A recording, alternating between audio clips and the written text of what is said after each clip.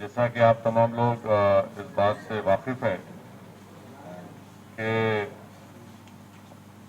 مجلس اتحاد المسلمین کی جانب سے جو ٹرسٹ ہے مجلس چیریٹی ایجوکیشن ریلیف ٹرسٹ، اس کے تحت ہم نے فیصلہ لیا کہ شہر حیدرآباد کے مختلف مذہبی عبادت گاہیں ہیں، چاہے وہ مساجد ہوں، گردوارہ ہوں، مندر ہوں یا چرچ ہوں، یہاں پر ہم لوگ ایک سینیٹائزر کی مشین دینا چاہ رہے ہیں، اور یہ فیصلہ بھی لے لیا گیا، آرڈر بھی دے دیا گیا، اور انشاءاللہ تعالی اس کی کل لاگت کاسٹ جو ہے 220 چھوٹے مشین ہیں 1 لیٹر کے، اور 28 بڑے مشین ہیں 5 لیٹر کیپیسٹی کے، اور اس کی کل لاگت یا قیمت 70 لاکھ روپے ہے۔ اور ہمارا مقصد یہی ہے، کیونکہ آج سے پورے ملک میں تمام مذہبی عبادت گاہیں کھول دی گئی ہیں، اور ظاہر ہے بہت سے لوگ ان مذہبی عبادت گاہوں کو جائیں گے عبادت کرنے کے لیے، تو ہم یہی چاہتے ہیں کہ وہ اپنی عبادت گاہ میں جانے سے پہلے یہ سینیٹائزر جو ہم دے رہے ہیں وہ اپنی عبادت گاہ کے اندر یا باہر جو بھی مناسب جگہ ہے جہاں پر اندر جانے سے پہلے لوگ اپنے ہاتھ کو سینیٹائزر کے ذریعے سے صاف کر سکیں، اور وہ اپنے آپ کو بچا سکیں، دوسرے لوگوں کو اس وائرس سے بچا سکیں۔ یہ اس لیے بہت ضروری ہے کہ پورے ملک میں یہ کووڈ وائرس بہت تیزی سے بڑھ رہا ہے، 6,500 کے اوپر سے زیادہ لوگ کی موت ہو چکی ہے، قریب 3 لاکھ کے قریب لوگ اس وائرس کے شکار ہو چکے ہیں، اور پوری دنیا میں ہمارا ملک 5ویں مقام تک پہنچ چکا ہے پورے دنیا کے ممالک میں۔ تو یہ بات صاف ہے کہ یہ وائرس ختم نہیں ہو رہا ہے، یہ وائرس بڑھ رہا ہے، اور اس وائرس کا آپ جانتے ہیں کہ ابھی تک اس کی کوئی دوا نہیں ہے، اور جہاں تک میرا مشاہدہ ہے، مجھے معلوم ہے، اس میں شروع میں لوگ کہہ رہے تھے کہ صرف ضعیف لوگ ہی اس میں ان کی موت ہوگی۔ ایسا نہیں ہے، اس میں یقیناً ایک بڑی تعداد ضعیف لوگوں کی ہے، ان لوگوں کی بھی موت ہوئی ہے جو پہلے سے ہی، جس کو میڈیکل ٹرم کو موربڈیٹی بولتے ہیں، کہ ان کو پہلے سے ہی کوئی بیماری تھی، مگر اس میں نوجوان بچوں کی بھی موت ہو رہی ہے، 40 سال کے عمر کے کئی لوگوں کی موت ہوئی ہے۔ خود ہمارے جاننے میں ہمارے جماعت کے ایک بہت ہی قریبی چاہنے والے منہاج کا انتقال ہوا، حلقہ اسمبلی 4 مینار میں خورشیدیہ دوڑی میں رہتے تھے،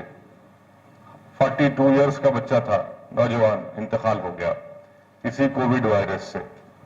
تو اس لیے میری آپ میڈیا کے ذریعے جو یہ دیکھ رہے ہیں، آپ تمام سے میری گزارش ہے، اپیل ہے، ایک درمندانہ اپیل ہے کہ خدا کے لیے اپنے آپ کو بچائیے، اور بچانے کا بہترین طریقہ یہ ہے کہ آپ سوشل ڈسٹینسنگ کو برقرار رکھیے، اپنے ہاتھ کو دھوتے رہیے۔ اگر آپ کے گھر میں کوئی بیمار ہے، جن کو بخار ہے، کھانسی ہے، ان کو سانس لینے میں دشواری ہو رہی ہے، تو فوراً آپ ان کو اسپتال سے رجوع کریے گورنمنٹ کے، دیر مت کریے۔ بہت سے ایسے کیسز ہیں، میں نام نہیں لینا چاہتا، کہ میں کئی لوگوں کو بولا کہ فوراً اسپتال سے رجوع کرو، تو ان حضرات نے یہ کہا کہ نہیں بخار ہے، 1-2 دن میں ختم ہو جائے گا، مگر ہوا یہ کہ ان کی اس غلطی کی وجہ سے، نادانی کی وجہ سے، جو 1-2 دن وہ انتظار کیے، یہ مرض وائرس بہت بڑھ گیا۔ اس کے بعد جب اسپتال کو لے کر گئے تو ان کو وینٹیلیٹر پر رکھنا پڑا، بعض بچ گئے، بعض کی موت ہو گئی۔ تو اس لیے یہ کوئی مایوب بات نہیں ہے، یہ ایک وائرس ہے۔ بدبختی کی بات یہ ہے، افسوس کی بات یہ ہے کہ جس کسی کو یہ وائرس ہو رہا ہے، ہم لوگ یہ سمجھ رہے ہیں کہ بڑی خراب بات ہے، گندی بات ہے، بیمار کوئی بھی ہو سکتا ہے۔ اس کو اس طرح سے دیکھنے کی اسٹگما اس کو جو لگایا جا رہا ہے بالکل غلط ہے۔ اس کو آپ اپنے ذہنوں سے نکالیے، کوئی بھی بیمار ہو سکتا ہے بشمول میرے، تو اس میں کوئی اسٹگما کی ضرورت نہیں ہے، کوئی بری مایوب بات اس کو بتانے کی ضرورت نہیں ہے۔ یقیناً ہم تمام کی کوشش ہونی چاہیے کہ ہم اس بیماری سے اپنے آپ کو بچائیں۔ اور دوسری بات، جب آپ تمام چیزیں تقریباً کھل چکی ہیں، میری عوام سے یہ اپیل ہے کہ ماسک لگائے بغیر باہر مت نکلیے، ماسک لگا کر ہی اپنے گھر سے نکلیے، چاہے وہ آپ ضعیف ہوں، بزرگ ہوں، بچے ہوں، ماسک بغیر لگائے مت نکلیے۔ میری خاص طور سے ہمارے آٹو ڈرائیور حضرات سے بھی یہ گزارش ہے کہ وہ بھی ماسک لگائیے۔ یقیناً 2 مہینے میں آپ کو بہت تکلیف ہوئی، آپ کی آمدنی میں بالکل کوئی آمدنی آپ کو نہیں ہوئی، مگر یہ احتیاطی تدابیر جس کا حکومت اور تمام میڈیکل ہیلتھ کے ایکسپرٹس ہم سے کہہ رہے ہیں، اس پر عمل کرنا بہت ضروری ہے۔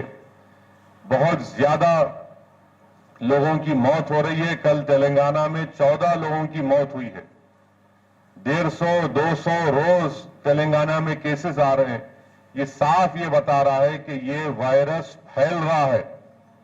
یہ وائرس رک نہیں رہا ہے، اور خدا نہ خواستہ اگر کسی کو یہ وائرس ہوتا ہے تو فوراً اسپتال سے رجوع کریے، اور اس میں کوئی پریشانی کی بات نہیں ہے۔ انشاءاللہ تعالی صحیح وقت پر اگر آپ اسپتال سے رجوع ہو جائیں گے تو آپ کا علاج بھی شروع ہو جائے گا، اور انشاءاللہ تعالی یہ آپ کو بہت بڑا راحت کا باعث بنے گا۔ میں ساتھ ہی ساتھ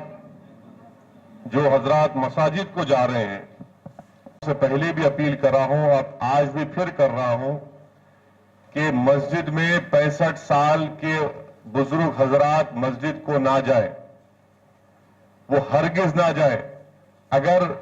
ہمارے بزرگ یہ سمجھتے ہیں کہ نہیں مجھے جانا ہے تو آپ حماقت کر رہے ہیں۔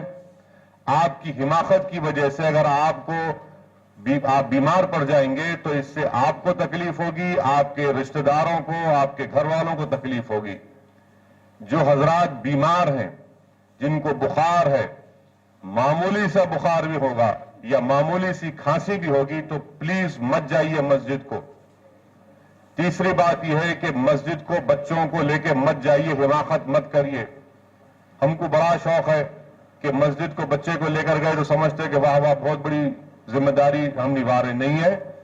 بحیثیت والد آپ کی ذمہ داری اس وقت میں یہ ہے کہ آپ اپنی بچوں کو جو 10 سال یا 12 سال کے ان کو گھر میں نماز پڑھیں، ساتھ پڑھائیں۔ چوتھی بات یہ ہے کہ جب آپ مسجد کو جائیں گے تو ماسک لگا کر جائیے۔ جامعہ نظامیہ کے علماء نے اور مولانا خالد سیف اللہ رحمانی صاحب نے یہ فتویٰ دیا ہے کہ کیونکہ وائرس اپنے عروج پر ہے، دین اسلام آپ کو ایسے وقت میں اس بات کی اجازت دیتا ہے کہ آپ ماسک لگا کر اپنی نماز ادا کر سکتے ہیں۔ اور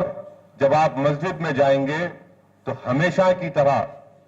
یہ ہے کہ ہم لوگ کھندے سے کھندا ملا کر سب بناتے ہیں، وہ کیونکہ وائرس اپنے عروج پر ہے، آپ تمام کو یہ فتویٰ دیا گیا ہے جامعہ نظامیہ سے اور مولانا خالد سیف اللہ رحمانی کے معہد الاسلامی مدرسے سے کہ سوشل ڈسٹینسنگ کو 2 فیٹ کا 2.5 فیٹ کا فاصلہ رکھیے، اس سے بھی نماز ادا ہوتی ہے۔ کھندے سے کھندا ملا کر صف بنانا جو ہمیشہ ہم کرتے ہیں، وہ کیونکہ وائرس اپنے عروج پر ہے، آپ یہ نہ کریں، ایسا آپ کریں گے تو آپ کو وائرس لگ سکتا ہے۔ تیسری بات یہ ہے کہ مساجد میں ہم تمام سے گزارش کر رہے ہیں کہ جہاں پر کارپیٹ ہے آپ اس کارپیٹ کو نکالیے، پلین پتھر پہ نماز پڑھیے، کیونکہ اس کو پتھر کو صاف کرنے میں آسانی ہوتی ہے۔ چھٹی بات یہ ہے کہ آپ مسجد کو جا رہے ہیں تو اپنی جانماز آپ کے پاس ہے تو لے کر جائیے, اس کو بچھا کر اس پر نماز پڑھیے. جانماز نہیں ہے تو آپ کے پاس کوئی کپڑا ہوگا یا جو ہم رومال بنتے ہیں اس کو لے کر جائیے, اس کو بچھائیے, نماز پڑھیے. مساجد میں جب تک وائرس ختم نہیں ہوتا وضو کا انتظام پانی مہیا نہیں کیا جانا چاہیے, اور بیت الخلاء ٹوائلٹس کو بند رکھنا چاہیے. بیت الخلاء سے وضو ایک جگہ کرنے سے بیماری بہت زیادہ پھیلتی ہے, اسی لیے کسی بھی حال میں بیت الخلاء ٹوائلٹس اور وضو کے پانی کا انتظام نہیں ہونا چاہیے. آپ کو اپنے گھر سے ہی وضو کر کے جانا چاہیے. 8ویں بات یہ ہے کہ مسجد کو جانے سے پہلے سنت کی نماز اپنے گھر میں پڑھیے, فرض پڑھ کے فوراً گھر کو واپس آئیے اور سنت اور نوافل اپنے گھر میں ادا کریے. جمعے کے دن تمام ائمہ مسجد سے گزارش ہے کہ جمعے کا خطبہ مختصر رکھیں, فوراً فرض کی نماز ادا ہوگی 2 رکعت, اس کے بعد آپ اپنے فوراً گھر کو روانہ ہو جائیے اور گھر کو جا کر سنت اور نوافل ادا کریے جمعے کے دن. اور ہم امید کرتے ہیں کہ مسجد کمیٹی کے ذمہ داران, مسجد کے امام اور خطیب اپنے خطبے سے پہلے اس بات کو عوام کے سامنے دہرائیں گے. یہ احتیاطی اقدامات بہت ضروری ہے. مسجد کو جائیں گے تو گھر سے وضو کر کے جائیں گے, چہرے پر ماسک لگا کر نماز پڑھیں گے, مسجد میں سوشل ڈسٹینسنگ کو برقرار رکھیں گے, اور بزرگوں کو مسجد نہیں جانے دیں گے, بچوں کو لے کر نہیں جانے دیں گے. یہ اہم تدابیر ہیں, یہ اہم گزارشات ہیں جو آپ کی صحت کے لیے, آپ کی جان بچانے کے لیے, ہماری ریاست کے لیے, ہمارے وطن کے لیے بے حد ضروری ہے. میں عوام سے التجا کرتا ہوں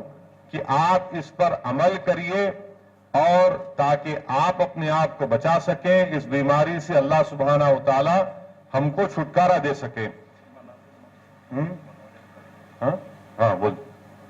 اور یہ جو مشین دی گئی ہے اس میں جو